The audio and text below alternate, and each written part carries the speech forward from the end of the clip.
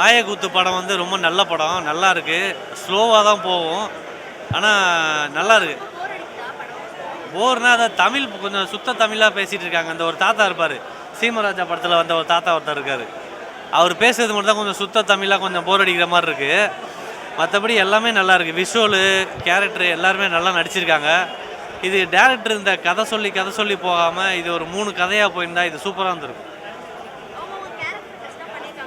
பெஸ்ட்டாக எல்லாமே நல்லா பண்ணிக்காங்க. 2 கேரக்டர் மெயினாக வராங்க. ஒரு சிலிண்டர் கேரக்டரு, ஒரு நைட் டைம் டீ விற்பாங்கல்ல, இந்த சிலிண்டர் கொண்டு வர்றோம், டீ கொண்டு வர்றோம். 2 கேரக்டர் ஒரு சீன் தான் வராங்க. சூப்பராக பண்ணியிருக்காங்க. ஒரு சீன் வந்தாலுமே இல்லை, நல்ல கதை நல்லா பண்ணியிருக்காங்க. இது ஒரு பெரிய ஆர்டிஸ்ட் பண்ணியிருந்தா நல்லா இருந்திருக்குமே தான் தோணும். ஆனால் இதை பெரிய ஆர்டிஸ்ட் எல்லாமே இந்த மாதிரி ஆர்டிஸ்ட்டாக வளர்த்து விடணும் இல்லையா, வளர்த்து விடுங்க. இப்போ லீடாக பண்ண ஒரு இடத்துல வந்து ஒரு காளி வெங்கட்ட மாதிரி ஒரு ஆள் பண்ணியிருந்தால் கண்டிப்பாக இது வெளியே தெரிஞ்சிருக்கும். அதனால் இது தெரியப்படுத்தணும். இந்த படம் வந்து இல்லை, படமாக இருந்தாலும் ஒரு பொது வாழ்க்கையாக இருந்தாலும் கிளைமேக்ஸ் வந்து ஒரு பாசிட்டிவாக இருக்கணும்னு சொல்லியிருக்காங்க. அவ்வளோதான். படம் ரொம்ப நல்லா இருந்ததுங்க. ஆமாம், ஒரு மாயக்கூத்துன்னா அதான் கூத்துனா வந்து நடிப்பு அது பல கலை சார்ந்த விஷயங்களை கூத்துன்னு சொல்லுவோம். மாயக்கூத்துன்னா அது நம்ப முடியாத சில விஷயங்களை வந்து நம்பகத்தன்மையோடு சொல்கிறது தான் மாயக்கூத்து. ஸோ அது சார்ந்து படம் இருக்குது. எல்லாமே எல்லா பணிகளுமே ரொம்ப நல்லா இருக்குது. நடிகர்கள் ரொம்ப அழகாக நடிச்சிருக்காங்க. மியூசிக் சூப்பராக இருக்குது. கேமரா ஒர்க்லாம் ரொம்ப நல்லா இருக்குது.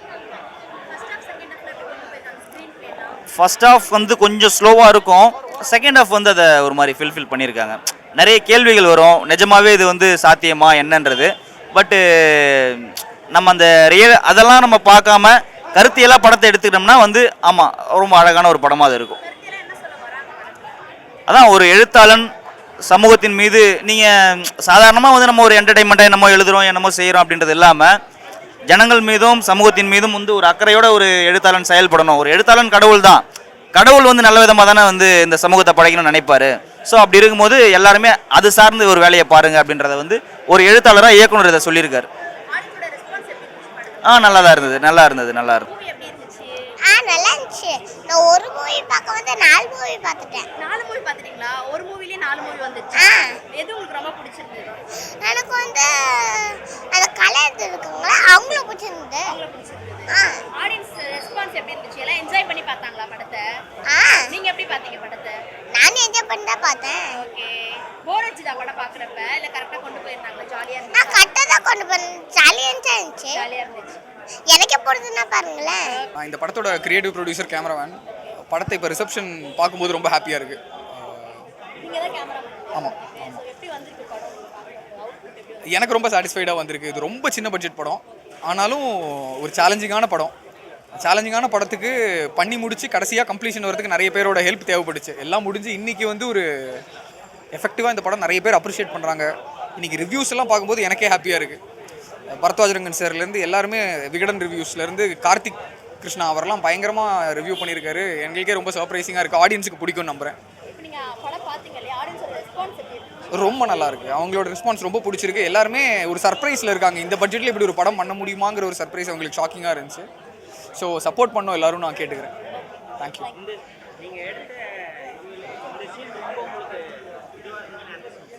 எல்லாமே அந்தந்த கான்டெக்ஸ்ட்டுக்கு கரெக்டாக இருக்குன்னு தான் நினைக்கிறேன். ஸோ அப்படியே ஒரு பர்டிகுலர் பார்ஷியாலிட்டி கிடையாது. எல்லாமே ஒரு மாதிரி ஐ லைக் எவ்ரி சீன் இந்த படத்துலங்கிற மாதிரி தான். அப்படி தான்.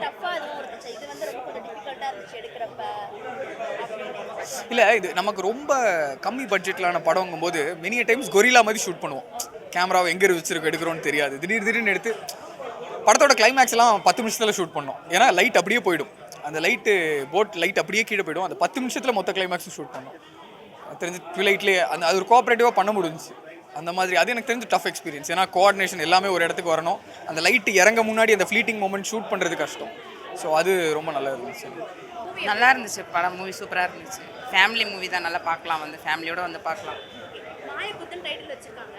கூத்துக்கு ஒரு நாடக கலையில கொண்டு போயிருக்காங்களா? அது எல்லாமே ஒரு ட்ராமா மாதிரி தான். ஒரு ஃபேமிலிக்குள்ளே என்ன நடக்கும், ஒரு இஷ்யூஸ் இருக்கும்போது அது எப்படி கொண்டு போனால் கரெக்டாக இருக்கும் அப்படின்ற மாதிரி கொண்டு போயிருக்காங்க.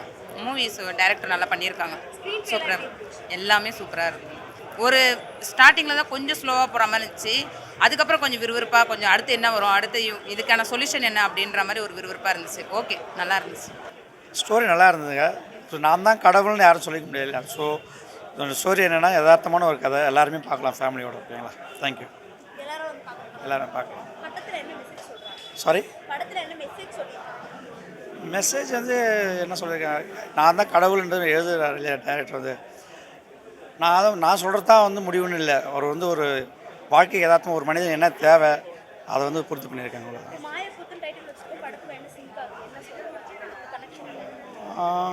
மாயக்கூத்துன்றது வந்து அவருடைய ஒரு கற்பனை கதையை தான் வந்து அவர் வந்து கொடுத்துருக்காரு. ஓகேங்களா?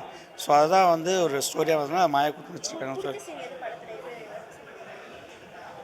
பிடிச்ச சீன் வந்து பார்த்தீங்கன்னா, ஸோ அவங்களுடைய ஒரு மனுஷனோட தாக்கங்கள், ஸோ அதனால் பண்ணியிருக்காரு. அதை பார்த்தீங்கன்னா மாயக்குத்தன் டைட்டில் வச்சிருக்காங்க. அதுக்கும் படத்துல வர்றதுக்கு எது கனெக்ஷன் ஆகுது, எப்படி வச்சிருக்காங்க?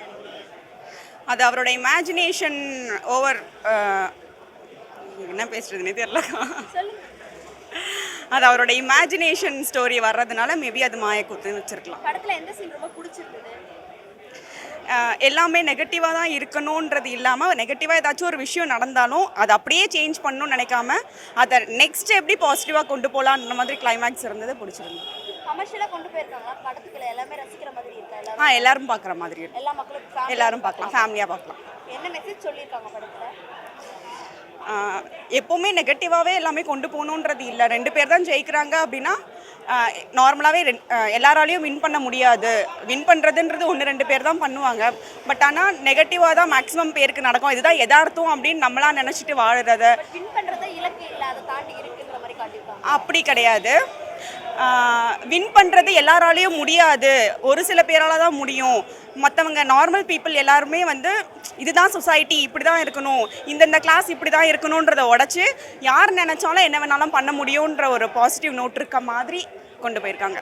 ஆடியன்ஸோட ரெஸ்பான்ஸ் எப்படி இருக்கு? எல்லாருக்கும் நல்லா என்ஜாய் பண்ணாங்க. மாயக்கூத்து நல்லா இருக்குங்க படம்.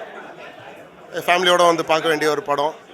சின்ன படம், லோ பட்ஜெட் படமாக இருந்தாலும் டேரக்டர் வந்து ரொம்ப நல்லா கதையை எடுத்திருக்காரு. மியூசிக்கு எல்லாமே சூப்பராக பண்ணியிருக்காங்க. எல்லா கேரக்டர்ஸுமே அவங்க கேரக்டருக்கு ஏற்ற மாதிரி நல்லா நடிச்சு கொடுத்துருக்காங்க. நல்லாயிருக்கு படம், நல்லாயிருக்கு. அதில் மெயின் கேரக்டர் வந்து நாகராஜ் கண்ணன்ன்ற ஒருத்தர் தான் பண்ணியிருக்காரு. அவரோட சீன்ஸ் எல்லாமே நல்லாயிருக்கு. லாஸ்ட் ஒரு 2 சீனுக்கு வந்து நம்ம டெல்லி கணேஷ் வராரு, நல்லா பண்ணியிருக்காரு. அவரை மாதிரி நடிகர் இன்னும் இருந்திருக்கலாம் அப்படின்னு தோணுது. நல்லாயிருக்கு,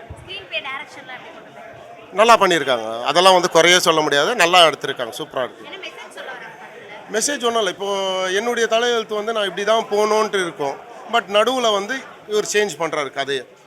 கடைசியாக வந்து இவர் கதை இந்த மாதிரி எழுதிடுறாரு. உன்னுடைய தலையெழுத்து, இப்போ நான் வந்து எங்கள் அப்பா வந்து வாட்ச்மேனாக நானும் வாட்ச்மேனாக தான் இருக்கணும்னு எழுதுறாரு. இவர் என்ன பண்ணுறாருன்னா, இல்லை நீ வந்து நல்லா உழைச்சா நீ வேறு லெவலுக்கு போகலாம் அப்படின்ற மாதிரி அவர் எழுதியிருக்காரு, கதையில் எழுதியிருக்காரு.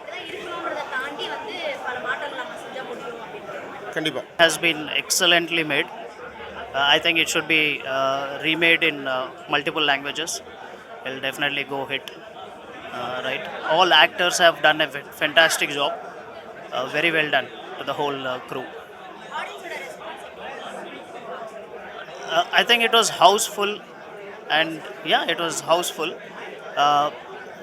Lot of claps towards the end of the movie. I think everyone liked the climax. It was excellent.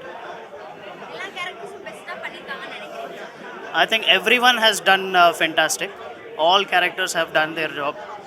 I think it was very well taken. Very good job by the whole team. I think it is about, no one can write your destiny.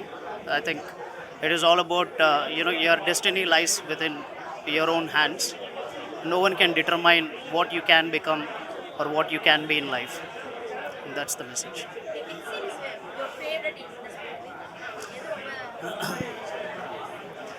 I think my favorite part is when the whole characters from the novel start chasing the writer, right? I think it was very well thought, very well presented as well, very well done.